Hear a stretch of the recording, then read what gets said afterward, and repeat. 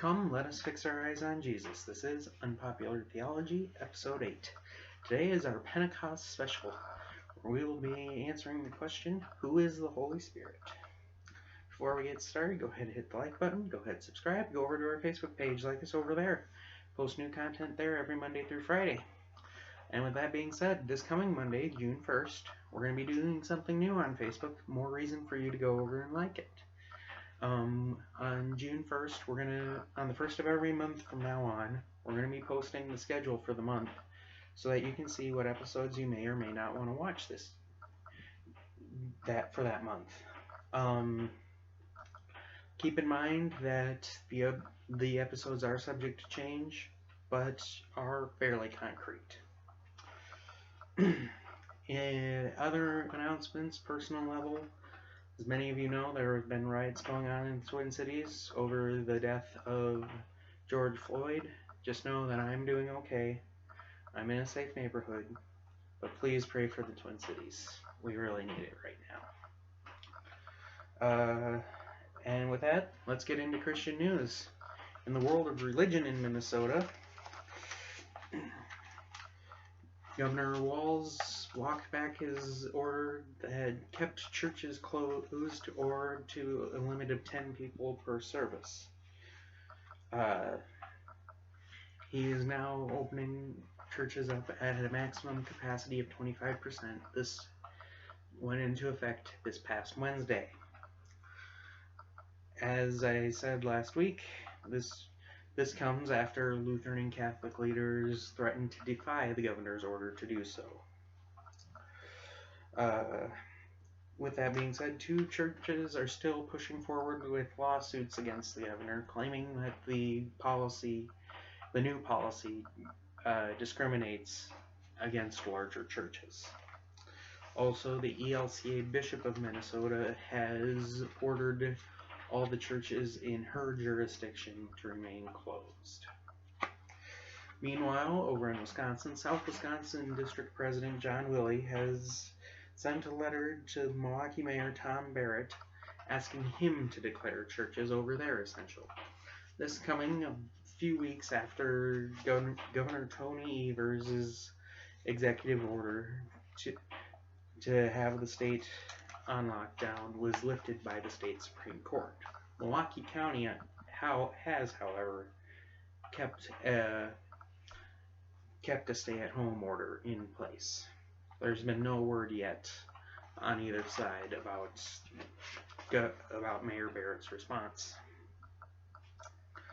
President Lawrence Rast of Concordia Theological Seminary, Fort Wayne, Indiana, has declined a call to serve as president of Concordia Seminary in St. Louis, Missouri. He will remain at his post in Fort Wayne. On Tuesday, June 2nd, the electors will meet again to weigh their options for what to do next. There are 2 options. They can go back to the candidate list of 5 and pick another person from that list, or they can start the call process all over again. The incoming president will take over for President Dale Meyer, who retires on June 30th. Christian rock band Hawk Nelson's lead singer, John Steingart, announced this week on a lengthy Twitter post he no longer believes in God, citing unanswered questions, supposed contradictions, and various problems with what I will call emotionalism. Steingart made his announcement. He said he is open to the possibility of God's existence, but currently does not believe in him. Members of the band told media outlets, quote, "We are called to love one another as God has loved us unconditionally." This will be an upcoming topic on Unpopular Theology. Proclaiming God the Holy Spirit. This is Unpopular Theology. And this week's topic is the Holy Spirit. Now, Lutherans are accused a lot of times about not having a whole lot to say about the Holy Spirit. we actually have a lot to say about the Holy Spirit, and I'm going to prove it to you in the next 3, 4, maybe even 5 minutes. We'll see how long this takes. So who is the Holy Spirit? Well, number one, the Holy Spirit is God. He is the third person of the Trinity. In the Nicene Creed, we confess that we believe in the Holy Spirit, the Lord and giver of life, who proceeds from the Father and the Son, who with the Father and the Son together is worshipped and glorified, who spoke by the prophets. So what that means is the Holy Spirit gives us life, but before that, he's Lord.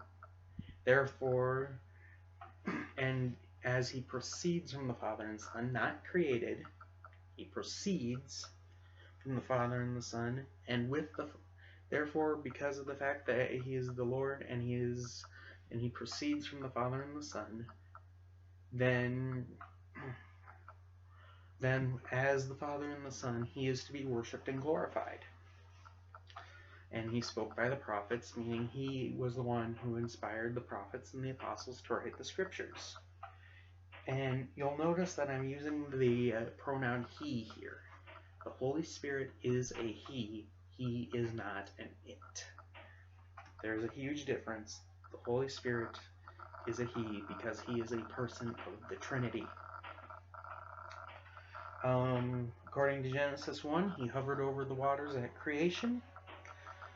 According to all 4 of the Gospels, he descended as a dove onto Christ at his baptism. We'll get into that a little bit later. And of course, in Acts chapter 2, he descended as tongues of fire on the disciples' heads, and they were able to speak in tongues so that multiple people from multiple nations could hear the gospel. Again, this is in Acts 2. Note about this, you do not have the gift of tongues. They served a purpose. That was so that the disciples could effectively tell literally everybody about Jesus that was in Jerusalem at the time.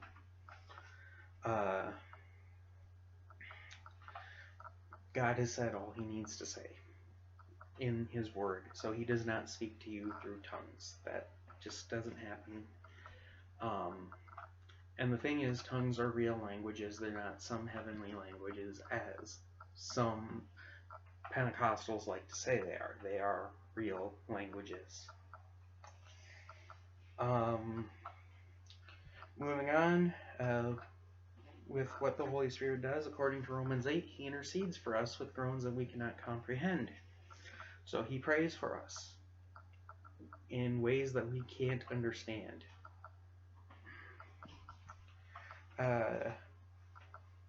He also lives inside of us. How do we know this? Because of baptism. If you have been baptized in the name of the Father and the Son and the Holy Spirit, you have the Holy Spirit. You don't need a baptism of the Holy Spirit. If you have been baptized in the triune name, you have the Holy Spirit. And the Holy Spirit lives in you and gives you faith. Martin Luther put it this way: I believe that I cannot by my own reason or strength believe in Jesus Christ as my Lord or come to him, but the Holy Spirit has called me by the gospel, enlightened me with his gifts, sanctified and kept me in the one true faith. And that's what he does through baptism. Just as he descended on Jesus when Jesus was baptized in the form of a dove, in an invisible way, he descends on us when we get baptized. So you don't need to be baptized multiple times. And if you are baptized, you have the Holy Spirit. And he works faith in you, and he sanctifies you throughout your entire lifetime. So that's all I have for this week. Next week, we're going to be talking about St. Boniface of Mainz. Until then, keep your eyes fixed on Jesus.